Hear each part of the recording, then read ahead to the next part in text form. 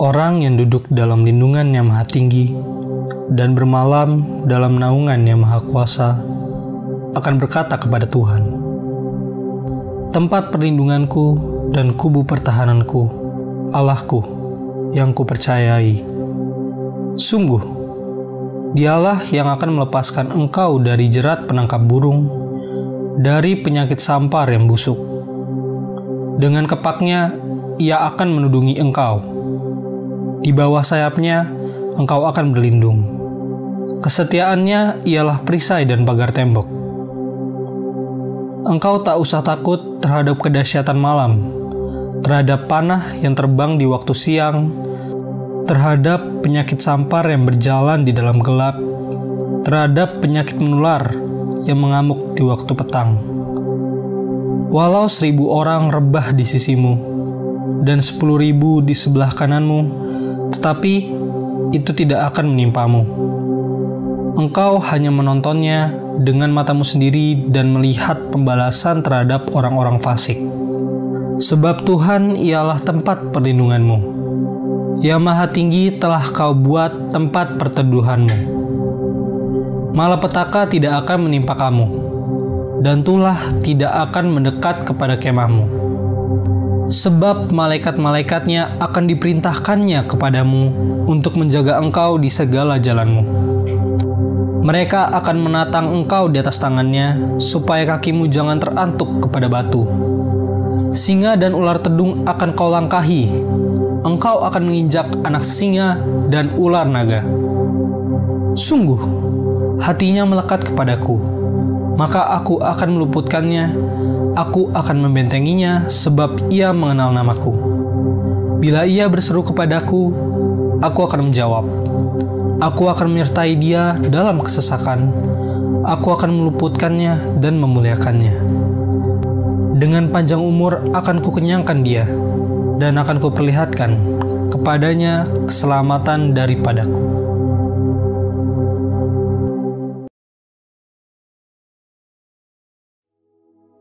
Shalom saudara. Salah satu arti dari Pentakosta ketiga adalah kebangkitan generasi Yeremia, yaitu anak-anak muda yang dipenuhi Roh Kudus, cinta mati-matian kepada Tuhan Yesus, tidak kompromi terhadap dosa, dan akan bergerak untuk memenangkan jiwa. Nah saudara, kebangkitan generasi Yeremia tidak hanya ditunggu secara pasif, tetapi harus dikerjakan secara aktif di komunitas lokal kita masing-masing. Ketimbang menunggu untuk sebuah ledakan besar, cara kerja kerajaan Allah itu dimulai dari benih yang kecil dan pelan-pelan akan bertumbuh. Tuhan Yesus memberikan kita sebuah perumpamaan dalam Matius 13 ayat 24-25 yang berkata, hal kerajaan sorga itu seumpama orang yang menaburkan benih yang baik di ladangnya. Tetapi pada waktu semua orang tidur, datanglah musuhnya menaburkan benih lalang di antara gandum itu, lalu pergi.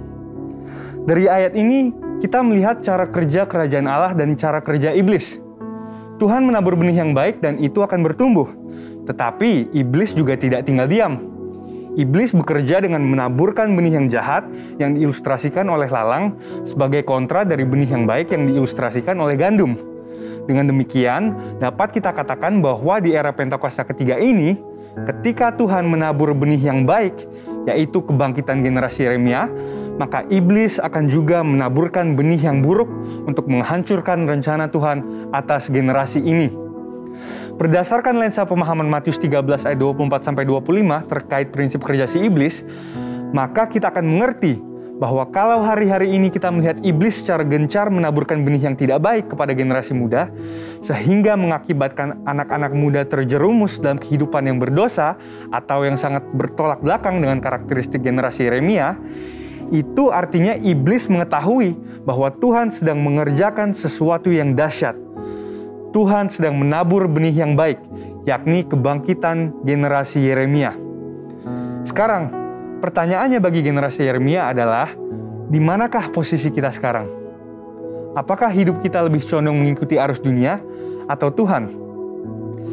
Arus dunia bisa berbicara mengenai budaya, norma, tren, dan ideal-ideal yang duniawi.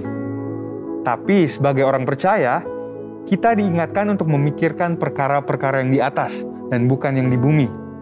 Seperti yang sering disampaikan oleh gembala sidang kita, perkara yang di bumi berbicara tentang hidup yang duniawi, yang dinyatakan dalam berupa perintah, peraturan, dan ajaran yang tidak membawa seseorang kepada pengenalan akan Kristus.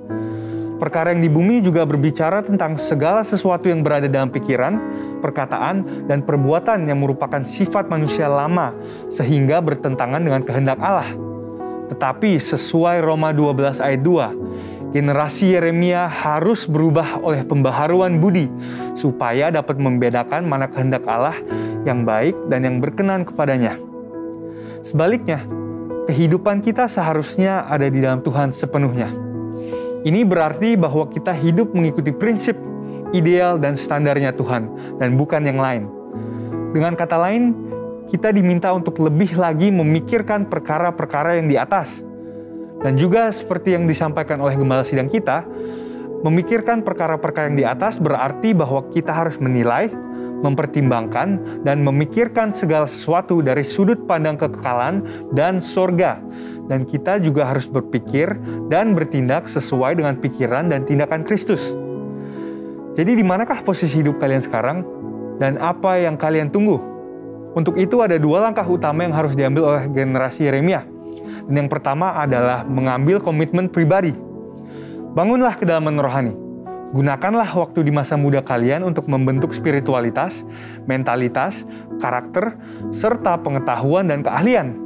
Dan prosesnya memang tidak mudah, namun bukanlah hal yang mustahil. Mintalah pertolongan Roh Kudus dan beri dirimu untuk dimuridkan, dimentoring oleh kakak-kakak rohani, dan bergabunglah dalam komunitas rohani yang sehat. Yang kedua adalah menjangkau keluar, yaitu bergerak untuk memenangkan jiwa-jiwa sebagaimana diperintahkan kepada kita oleh Tuhan melalui amanat agung dalam Matius 28 ayat 19-20. Jadi apalagi yang ditunggu?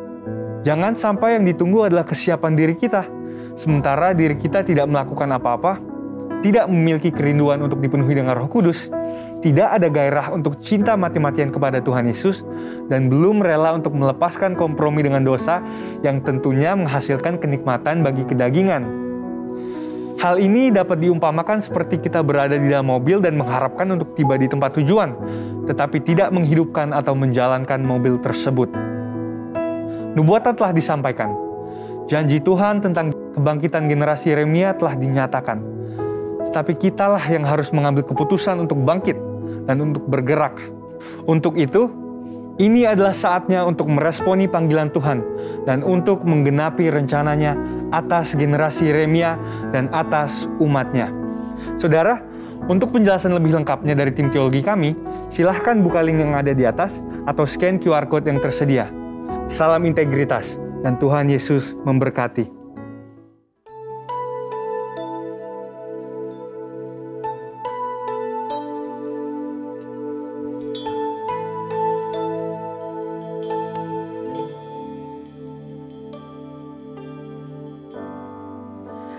Ajarku untuk selalu menyembah-Mu dalam keadaan apapun yang terjadi dalamku. Ajarku untuk tetap beriman teguh walau dalam lembah yang kelam, kesesakan hatiku bawaku untuk melihat kemuliaan di balik salibku,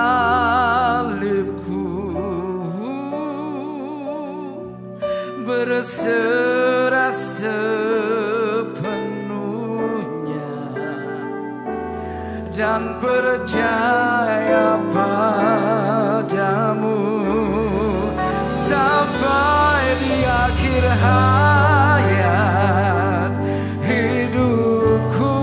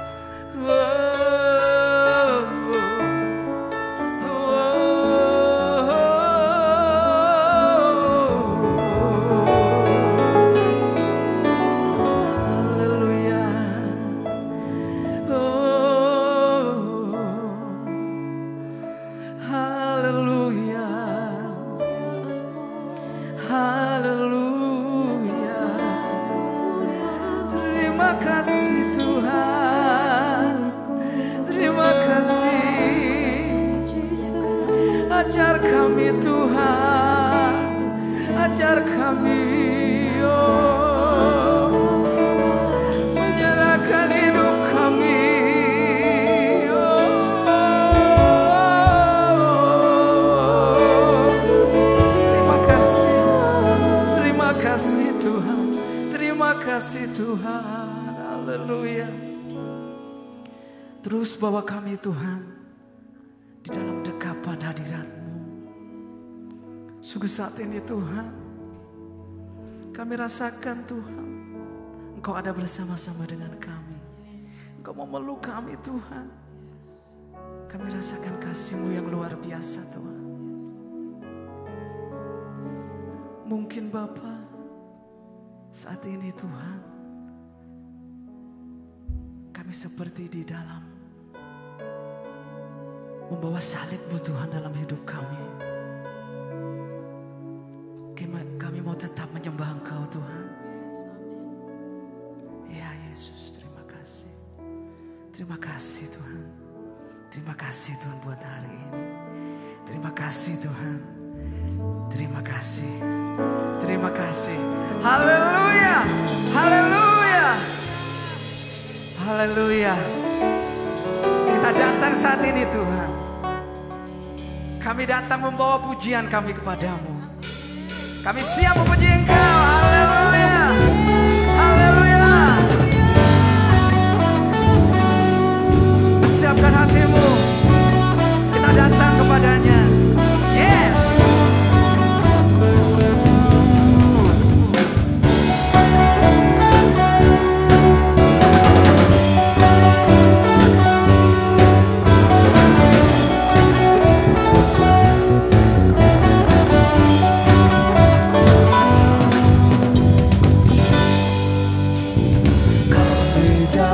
Bawa pujian bersama memuji-Mu Tuhan, satukan suara dan nyanyikan sorak kemenangan. Amin. Gloria, Gloria, besar Tuhan, ditinggikan di atas segalanya.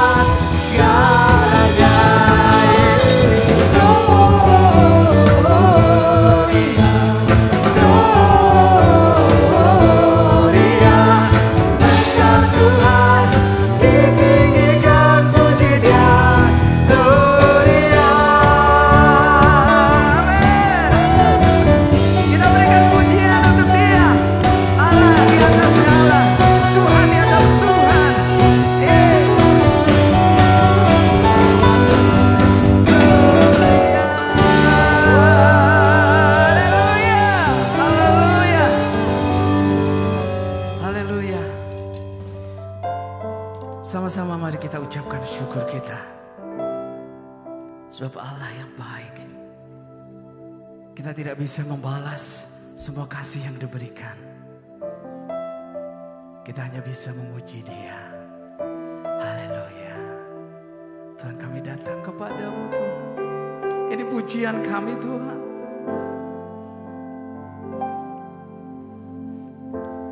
Dengan apa ku membalas kasih-Mu yang ku terima dari-Mu? Dengan apa ku membalas cinta-Mu?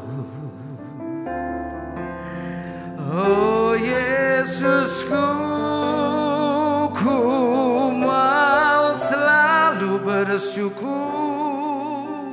selalu bersyukur. Kau Tuhan yang setia, selalu menopang.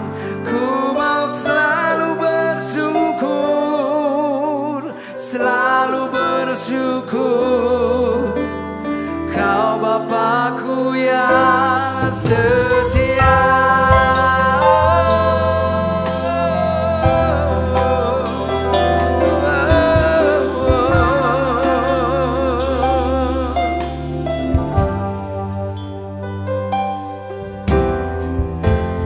Dengan apa ku membalas kasih-Mu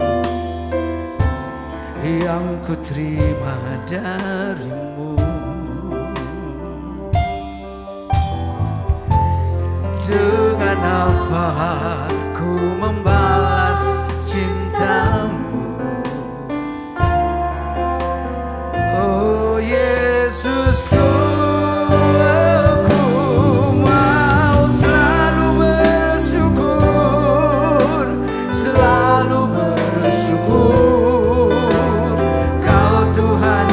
Setia yang selalu menopang. Ku mau selalu bersyukur, selalu bersyukur. Kau Bapakku yang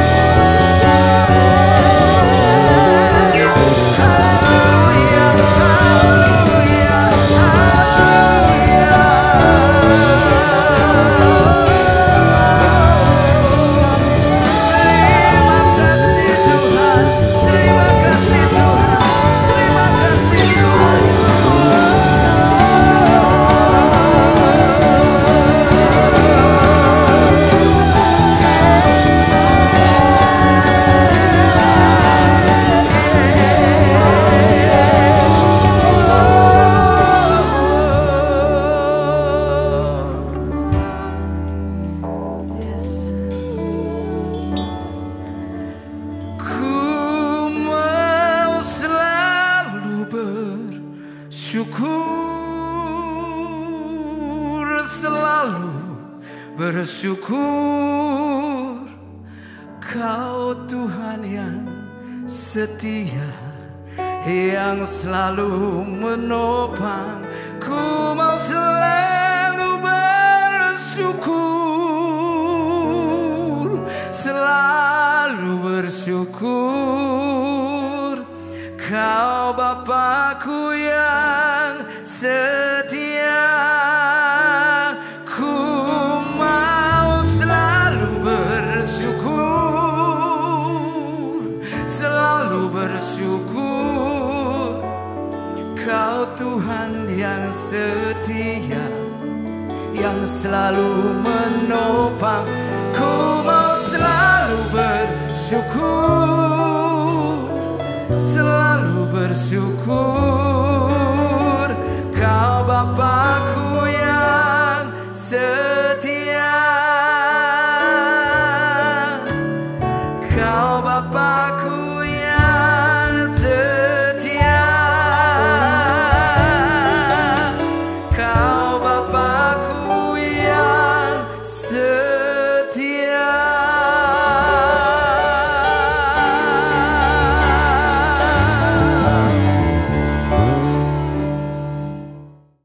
Bapa di surga, kami bersyukur untuk hadirat-Mu yang memberkati kami.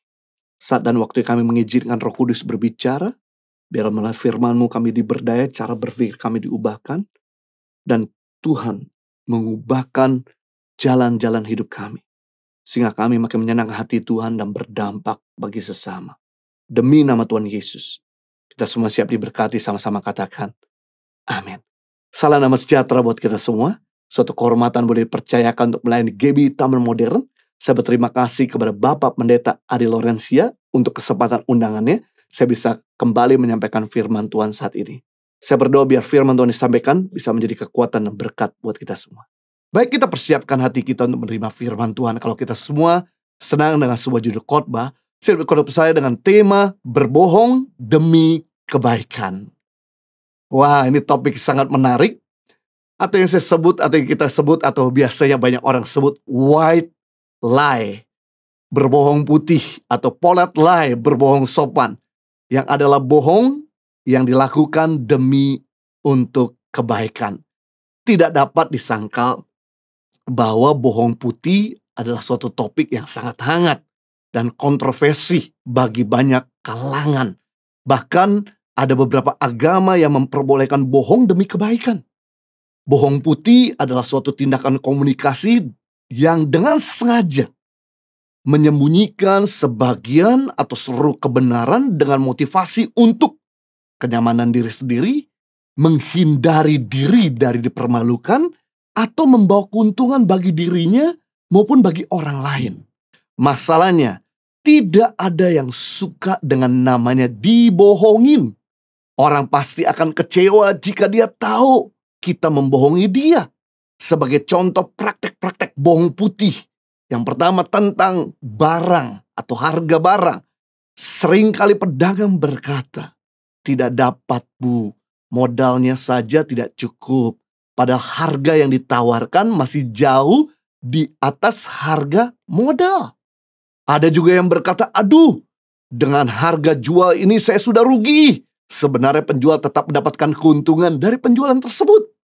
Tidak jarang juga pembeli berkata kepada pedagang, harga di toko itu jauh lebih murah daripada harga toko Anda. Padahal pembeli belum tentu cek dengan tempat lain.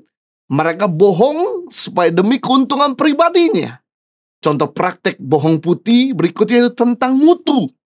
Setiap pedagang pasti ingin dagangannya laku. Sehingga tidak jarang di antara mereka mengklaim keunggulan mutu produknya tanpa didasari dengan penelitian yang ilmiah ataupun objektif. Slogan-slogan seperti baterai paling tahan lama di seluruh dunia, atau minuman nomor 1 di Indonesia, atau toko paling murah di seluruh kota, sangat sering kita temukan slogan tersebut di mana-mana. Bahkan juga contoh-contoh bohong putih tentang hubungan, kasus perselingkuhan. Ada sebagian orang berpendapat, sebisa mungkin jangan ngaku kalau kamu tuh pernah berselingkuh dengan pasanganmu. Atau kalau terpaksa, kamu jangan ceritakan semuanya secara lengkap. Karena pengakuan atau cerita yang lengkap hanya akan menambahkan penderitaan pada pasanganmu yang mendengar. Justru dosa kebohongan yang kita sembunyikan akan seperti bom waktu yang membuat keadaan menjadi lebih berantakan dan sulit untuk dipulihkan. Contoh berikutnya bohong putih tentang kebenaran atau informasi yang diputarbalikkan. Pasien kanker paru-paru stadium terakhir diberitahu bahwa dia hanya cuma sakit paru-paru biasa dengan tujuan supaya dia tidak jadi depresi. Ada juga nenek tua yang baru kehilangan cucu kesayangannya karena kecelakaan mobil, diberitahu bahwa cucu tersebut sedang belajar di luar negeri supaya sang nenek jangan depresi. Ada juga anak hasil adopsi diberitahu bahwa dia sungguh-sungguh anak kandung agar dia tidak merasa minder. Ada juga suara teman yang sumbang dikatakan merdu hanya untuk menyenangkan hatinya. Semua ini ada praktek-praktek bohong putih atau bohong yang sopan. Dan semua ini tidak berkenan di hadapan Tuhan. Dan kalau diketahui sama orang tersebut pasti mereka jadi kecewa. Nah, kita akan belajar mengenai pengertian bohong putih atau bohong demi kebaikan yang pertama. Semua bentuk kebohongan maupun bohong putih bukan berasal dari Tuhan. Matius 5 ayat 37. Jika iya, hendaklah kamu katakan ya. Jika tidak, hendaklah kamu katakan tidak. Apa yang lebih daripada itu berasal dari si jahat. Firman Tuhan berkata kalau bicara tidak perlu ditambah-tambahkan. Karena lebih daripada itu adalah dosa. Firman Tuhan sedang katakan kalau bicara tidak perlu direkayasa. Karena lebih daripada itu berasal dari si iblis, si penipu. Iblis adalah bapa segala pendusta.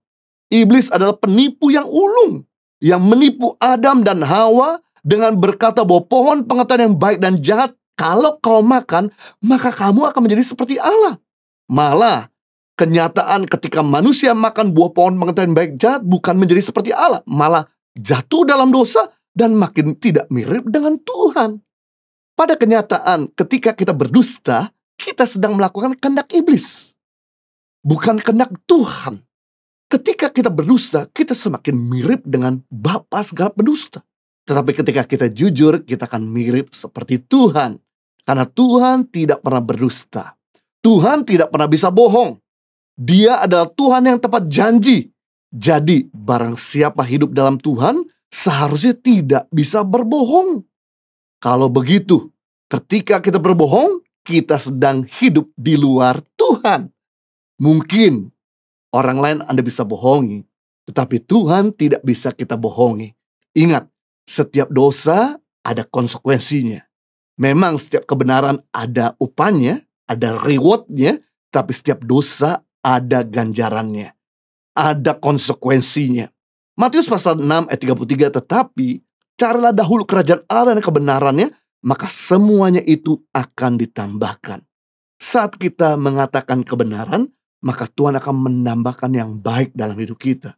Tetapi saat kita mengatakan dusta, maka semua yang kita miliki akan dikurangi. Jadi kalau Anda melihat hidup orang lain makin diberkati, makin mengalami promosi, makin mengalami bahkan keharmonisan rumah tangga, karena mereka melakukan atau mengatakan kebenaran. Tapi kalau kita melihat ada orang yang rumah tangga gagal, sekalipun dia sudah menikah berkali-kali, ada orang yang bisnisnya gagal, tidak pernah berhasil, ada orang yang pelayanannya pun tidak pernah berbuah, pasti orang itu selalu mengatakan yang tidak jujur. Orang jujur akan menuai kepercayaan, sedangkan pembohong akan menuai ketidakpercayaan. Orang jujur selalu dikejar-kejar, dicari orang, diinginkan orang. Sedangkan pembohong dihindari orang. Saya punya ayah kerja sebagai finance di sebuah perusahaan sejak dia lulus kuliah. Bahkan sampai dia pensiun. Banyak perusahaan dari Australia dan Indonesia yang meminta beliau kerja di perusahaannya. Karena dia terkenal dengan kejujurannya. Kalau Anda di masa pensiun masih dicari orang, berarti Anda adalah orang yang jujur. Karena orang yang jujur selalu dicari-cari orang. Dinantikan banyak perusahaan, dikejar banyak orang-orang untuk bekerja di perusahaannya. Untuk bisa dipercayakan pada posisi-posisi yang penting. Sedangkan pembohong tidak akan pernah dipercayakan orang-orang. Dahulu kala, hiduplah seorang remaja yang nakal dan usil. Suatu sore ketika sedang sendirian, sang remaja tersebut berpikir bagaimana bisa menyusahkan orang-orang yang sedang beristirahat di malam hari. Dia pun keluar dari rumah, melalui jalan yang sepi dia berteriak, "Tolong! Tolong! Ada harimau menerkam saya!" Mendengar teriakan remaja tadi, semua orang di kampung tersebut lari keluar dari rumah dengan membawa senjata di tangannya. Melihat semua orang tersebut keluar, sang remaja malah tertawa terbahak-bahak dan berkata kepada orang itu, "Akulah harimaunya." Mendengar itu, semua penduduk kampung menjadi kecewa dan kembali ke rumah masing-masing. Merasa apa yang dilakukan tersebut cukup menyenangkan dirinya, sang remaja tersebut jadi mengulangi perbuatannya lagi. Sampai beberapa kali selalu hasil mengecohkan penduduk kampung itu. Sampai pada suatu sore, ketika sang remaja sedang berjalan di jalan yang sepi, tiba-tiba muncul seekor harimau beneran dan hendak menerkam dan mengejar remaja ini. Melihat harimau tersebut, sang remaja tersebut berteriak dan minta tolong. Tolong, tolong. Dia ketakutan berseru dengan keras, "Tolong, tolong. Ada harimau mengejar aku." Namun ketika penduduk mendengar suara yang sangat mereka kenal, maka mereka berpikir paling-paling si anak kurang ajar itu sedang mempermainkan kami lagi. Singkat cerita, sang remaja akhirnya mati diterkam oleh harimau yang ganas. Karena tidak ada seorang pun yang keluar untuk menyelamatkan anak itu. Dari kisah ini sedang mengajarkan untuk jangan suka berbohong. Karena selain membuat orang jadi kecewa, ketika Anda susah, Anda tidak akan ditolong oleh orang lain. Firman Tuhan berkata dalam 1 Petrus 3 ayat 10, "Siapa yang mau mencintai hidup dan mau melihat hari-hari baik, ia harus menjaga lidahnya terhadap yang jahat dan bibirnya terhadap ucapan-ucapan yang menipu." Jadi kalau kita mau menikmati hidup, bisa bahagia, Anda harus jujur dan mampu menjaga mulut dusta, penipuan, dan suka berbohong. Yang kedua, pengertian mengenai bohong putih. Kebohongan akan selalu diikuti oleh kebohongan-kebohongan lain yang lebih besar. Bohong putih yang sudah terbiasa kita lakukan akan berkembang menjadi bohong hitam. Apa yang Anda toleransikan suatu kali akan menguasai Anda. Apa yang Anda biarkan suatu kali akan menjajah Anda. Kalau Anda mentoleransikan dusta, Anda akan jadi tukang tipu. Hampir setiap orang pernah berbohong. Karena orang berpandangan bohong bukan dosa yang besar, dosa yang kecil. Tapi Anda harus tahu bahwa dosa berbohong sama dengan dosa-dosa lainnya. Bahkan pembohong adalah salah satu dosa yang paling Tuhan benci. Firman Tuhan dalam Amsal pasal 6 ayat 16-19. 6 perkara yang paling dibenci oleh Tuhan. Bahkan ada 7 perkara yang menjadi kekejian bagi hatinya. Pertama, mata sombong. Kedua, lidah dusta. Ketiga, tangan yang menumpahkan darah orang yang tidak bersalah. Keempat, hati yang membuat rencana-rencana yang jahat. Kelima, kaki yang segera lari menuju kejahatan. Keenam, seorang saksi dusta yang menyembur-jembur kebohongan. 7, yang menimbulkan pertengkaran saudara. Ternyata dari 7 dosa yang paling dibenci oleh Tuhan atau menjadi kekejian bagi Tuhan, ada 2 di antaranya, yaitu lidah dusta, bohong yang jahat, bohong lucu, bohong darurat, bohong putih, dan yang kedua, saksi dusta yang menyembur-jembur kebohongan. Yang mengerikan,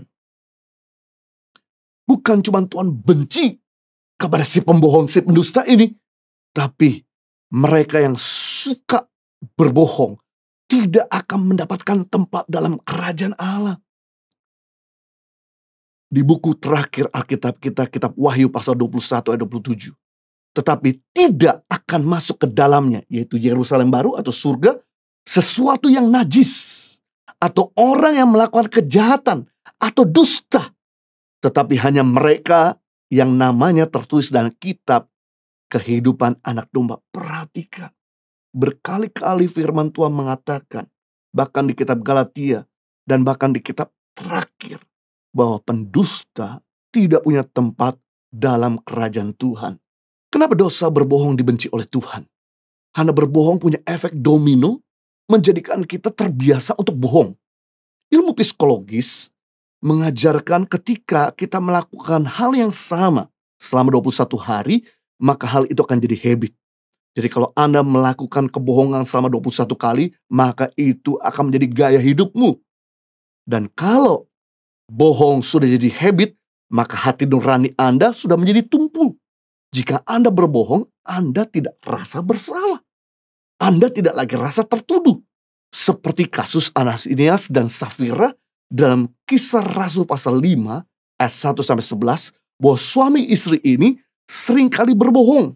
Sehingga ketika mereka memberikan persembahan untuk Tuhan, dia berani bohong kepada Tuhan di hadapan para rasul. Bahwa persembahan yang dia berikan adalah seluruh dari hasil penjualan rumahnya. Padahal yang dilakukan dia memberikan separuh atau sebagian dari penjualan rumahnya. Sebetulnya tidak ada masalah dengan namanya pemberian mau sepenuhnya, separuh atau sebagian. Tapi dia akuinya bahwa dia memberi seluruh dari hasil penjualannya untuk Tuhan. Hal inilah yang membuat Tuhan akhirnya benci. Karena sudah menumpuk dosa berbohong Ananias dan Safira, langsung konsekuensinya nyawanya melayang. Dan saat itu juga mereka mati satu demi satu. Bohong, kalau sudah jadi habit, bukan hanya manusia dibohongi. Ternyata Tuhan pun bisa dibohongi. Sungguh mengerikan. Gak ada rasa takut akan Tuhan. Dan kalau sudah suka bohong atau bohong jadi habit, maka sifat buruk ini akan menular kepada orang di sekelilingnya. Akan menular kepada anak-anak dan orang-orang yang dipimpin. Karena anak atau orang dipimpin akan melakukan yang bukan kita ajarkan, tetapi apa yang kita perbuat. Orang mudah melupakan apa yang kita katakan, tetapi orang tidak akan pernah melupakan apa yang kita buat. Sebagai contoh, di dalam Alkitab, ketika Abraham melakukan bohong putih satu kali, saat Abraham ditanya oleh Raja Abimelek di Gerar, di daerah Filistin, siapakah perempuan yang ada bersamamu? Jawab Abraham, dia adalah adik saya. Walaupun sebenarnya memang Sarah adalah adik tiri Abraham. Satu ayah tetapi berlainan ibu. Itu ada dalam firman Tuhan Kejadian 20 ayat 12. Di mana Abraham bersama Sarah itu satu ayah berbeda ibu. Tapi Abraham tidak mengakui bahwa Sarah adalah istrinya juga. Maka sifat suka bohong ini ditiru oleh anak Ishak. Ketika Ishak bertemu dengan Raja Abimelek di Gerar di tanah Filistin, raja yang sama, Ishak juga ditanya sama Abimelek, siapa wanita yang ada di sampingmu? Ishak kemudian mengatakan bahwa dia ada adik saya. Wow, karena Abraham menabur dusta kepada Raja Abimelek, Ishak pun menabur dusta kepada Raja Abimelek. Maka ketika Ishak punya Yakub, punya anak, Yakub jadi tukang tipu. Mengerikan, sangat-sangat mengenaskan. Padahal mereka hidup di dalam Tuhan. Tapi mereka masih berdusta. Dan dusta itu ternyata menular kepada keturunannya. Jadi dosa berbohong ini bukan cuma berkembang di dalam diri kita, tapi bisa menular kepada orang sekeliling kita. Sama halnya dengan kebaikan bisa menular, dusta pun bisa menular kemana-mana. Kalau cerita Pinocchio benar-benar terjadi pada hidup manusia, pasti hal ini akan mengurangi manusia untuk berbohong. Anda masih ingat cerita tentang Pinocchio? Sebuah boneka kayu yang kemudian menjadi hidup. Tokoh yang berasal dari cerita Italia yang sempat dibuat Walt Disney ke dalam film kartun klasik. Pinocchio menjadi sangat terkenal dengan hidung yang makin memanjang ketika dia bohong. Semakin Pinocchio berbohong, semakin hidungnya tambah panjang. Hal ini membuat Pinocchio mendisiplin dirinya untuk belajar tidak berbohong. Puji Tuhan, Tuhan menciptakan kita bukan seperti Pinocchio. Kalau Tuhan menciptakan kita seperti Pinocchio, maka pasti akan ketahuan. Semakin kita sering bohong, hidung kita makin panjang. Jadi kita gak bisa bohong. Puji Tuhan, Tuhan itu masih memberi kesempatan untuk kita bertobat. Tuhan masih beri kesempatan untuk kita berubah. Jangan jadi pendusta. Kita belajar. Yang ketiga, pengertian mengenai bohong putih. Bohong bisa sembuh saat kita mengurangi bicara dan lebih sering melakukan kebenaran. Siapa yang banyak bicara, lebih punya potensi banyak berbohong. Pepatah benar berkata, silent is golden. Orang yang tidak banyak bicara itu emas. Amsal pasal 10 ayat 19. Di dalam banyak bicara pasti ada pelanggaran. Tetapi siapa menahan bibirnya berakal budi. Jadi banyak bicara pasti banyak kesalahan. Banyak bicara pasti jadi banyak bohong. Banyak bicara pasti banyak jadi dusta, mengucapkan saksi dusta. Tetapi siapa menahan bibirnya dia berakal budi. Mungkin Anda gak kelihatan pintar, tapi waktu Anda pintar menahan perkataan, Anda kelihatan seperti berakal budi. Sebagai contoh, jika seorang melakukan 50% pembicaraan per hari dengan bohong sebanyak 5 kali, maka persentase kebohongannya adalah 10%. Anggaplah rata-rata dia berbohong 10% dari seluruh pembicaraan. Seandainya orang tersebut mengurangi pembicaraan menjadi 10 kali pembicaraan saja per hari, maka dia akan berbohong sebanyak 1 kali saja. Jika dia ingin berhenti dari bohong, maka dia hanya boleh melakukan pembicaraan sebanyak 5 kali per hari. Wow, memungkinkan saudara tertawa dengan skenario ini, namun ini dikatakan oleh firman Tuhan. Bahwa di dalam banyak bicara, banyak pelanggaran. Sedikit berbicara, sedikit pelanggaran. Semakin Anda banyak bicara, semakin jarang Anda buat kesalahan yang besar. Semakin sedikit Anda berbicara, semakin sedikit perkataan yang Anda sesali. Semakin sedikit Anda berbicara, semakin sedikit janji yang Anda dapat penuhi. Ringan hidup ini. Bukan berarti Anda diam-diam tidak buat apa-apa, tapi Anda lebih banyak mendengar, melakukan kebenaran daripada berbicara. Makanya Tuhan kasih kita 1 mulut, 2 telinga, 2 mata, 2 tangan, dan 2 kaki. Berarti Tuhan mau untuk kita lebih banyak mendengar, lebih banyak melihat, lebih banyak melakukan daripada berbicara. Sungguh ironis. Kita lebih banyak bicara daripada lebih banyak berbuat kebenaran. Makanya no wonder kita banyak dustanya daripada melakukan kebenaran. Your input determine your output. Input negatif, maka akan menentukan output negatif. Input positif akan menentukan output yang positif. Karena apa yang masuk akan menentukan apa yang keluar. Mari kita lebih banyak mendengar firman. Supaya outputmu firman Tuhan. Kenapa kita tidak bisa jujur?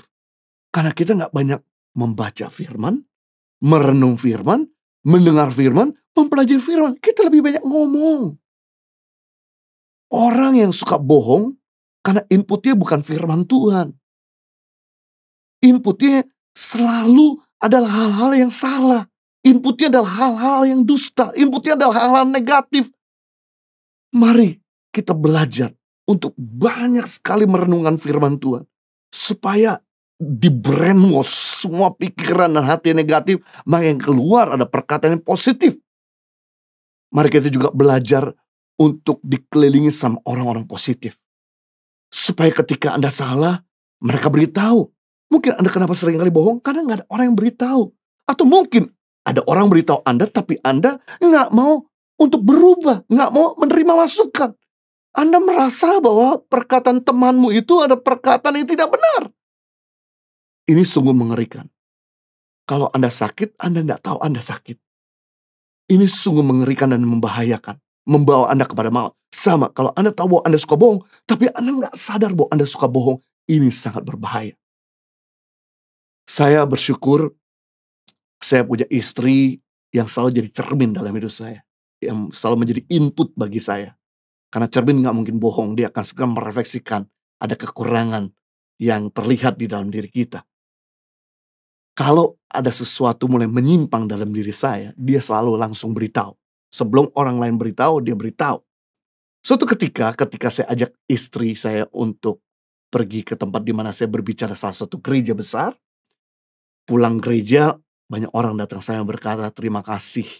Khotbahmu menginspirasi, memberkati. Khotbahmu juga sangat menarik. Jika ada yang berkata khotbahmu lucu, nggak bikin orang ngantuk. Tetapi begitu kami sampai di mobil, langsung istri saya berkata, khotbahmu hari ini tidak bagus sama sekali. Karena kamu ngomong lebih banyak curhat daripada firman Tuhan, dan kamu banyak acting yang membuat orang gak lagi perhatikan firman, tapi perhatikan diri kamu. Wah, itu seperti teguran yang menginsyafkan saya supaya saya tidak lakukan lagi. Bagaimana mungkin di depan mata banyak orang mereka gak pernah tahu motif hati saya, tapi istri saya tahu motif hati saya. Saya langsung ambil masukan ini dan melakukan perubahan. Dan saya memperbaiki di kemudian hari sampai hari ini. Saya bersyukur bahwa istri saya bisa jadi cermin untuk saya bisa menjadi orang yang lebih baik. Bayangkan, kalau saya tidak mau diperhatikan oleh cermin, kalau saya tidak mau melihat cermin, maka yang terjadi, saya akan dipermalukan di depan banyak orang.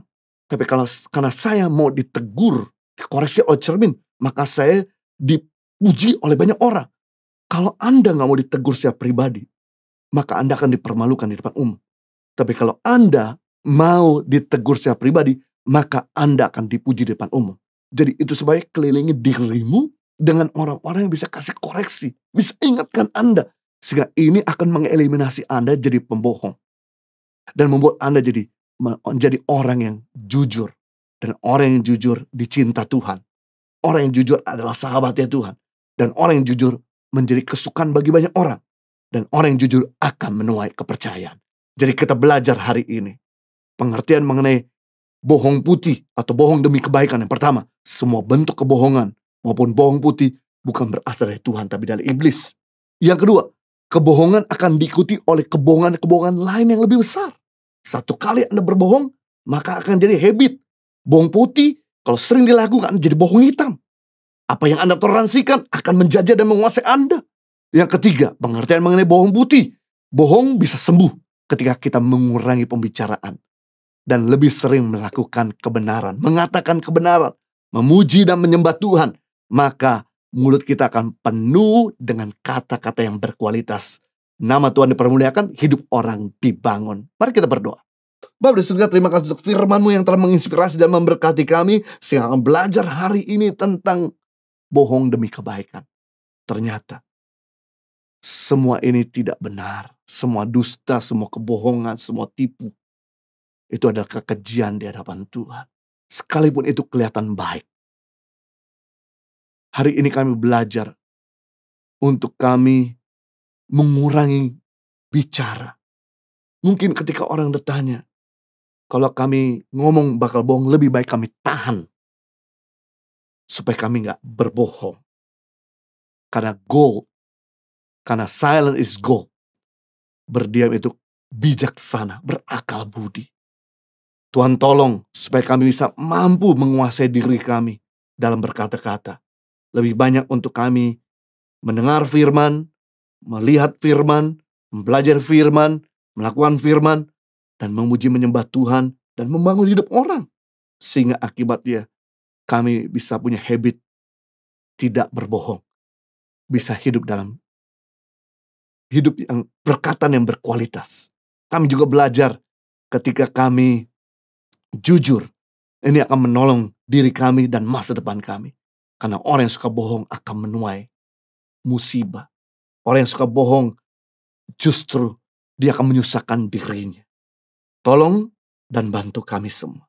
Ampuni kami kalau kami sering berbohong dan melukai banyak orang.